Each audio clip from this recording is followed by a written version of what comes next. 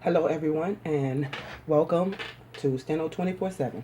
Tonight, I am dictating selection number 12 of 429 words on the subject of condemnation proceedings. This is going to be at 60 words per minute. So let's get started. Ready? Let's write. If the issue in this case is the constitutionality of the statutory provision made for taking the property, its constitutionality seems clear.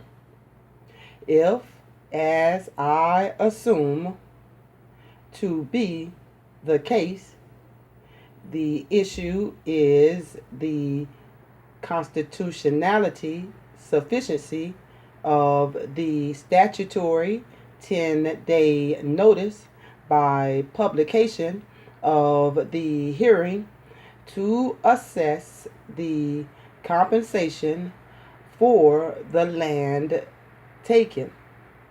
I consider such a provision to be within the constitutional discretion of the law-making body of the state.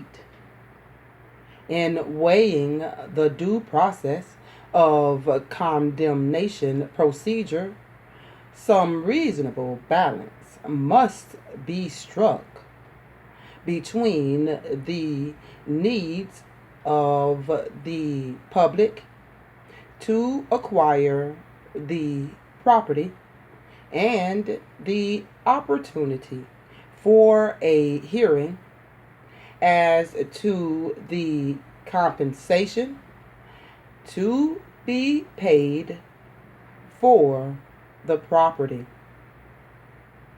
Just compensation is constitutionally necessary, but the length and kind of the proceeding to determine such compensation is largely a matter of legislative discretion. The minimum notice required by this statute may seem to some to be inadequate or undesirably short, but it was satisfactory to the lawmakers of Kansas.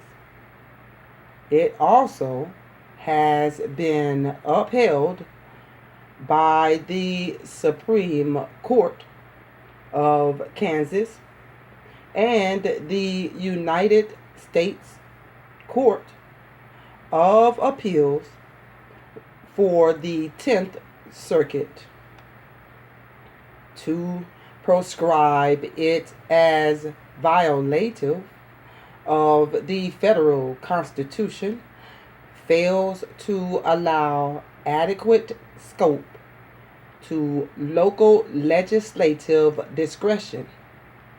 Accordingly, while not passing upon the desirability of the statutory requirement before us, I am not ready to hold that the Constitution of the United States prohibits the people of Kansas from choosing that standard. Particularly, I am not ready to throw a nationwide cloud of uncertainty upon the validity of condemnation proceedings based on compliance with similar local statutes.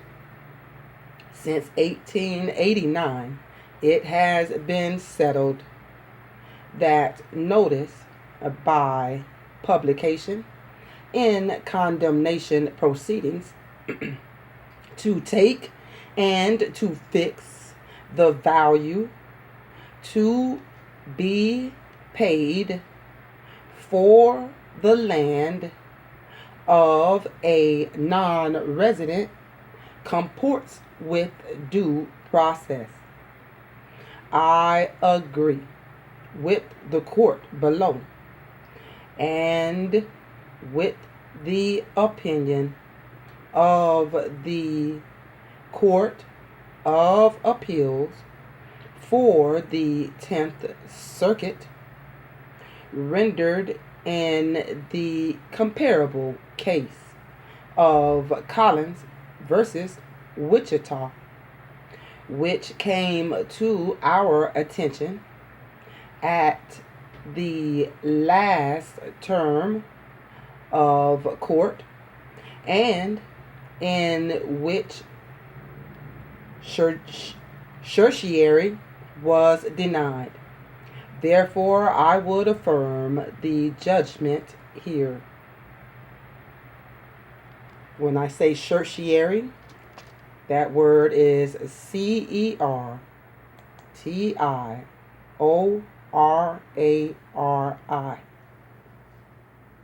Thank you everyone for watching. I'll see you at the next video.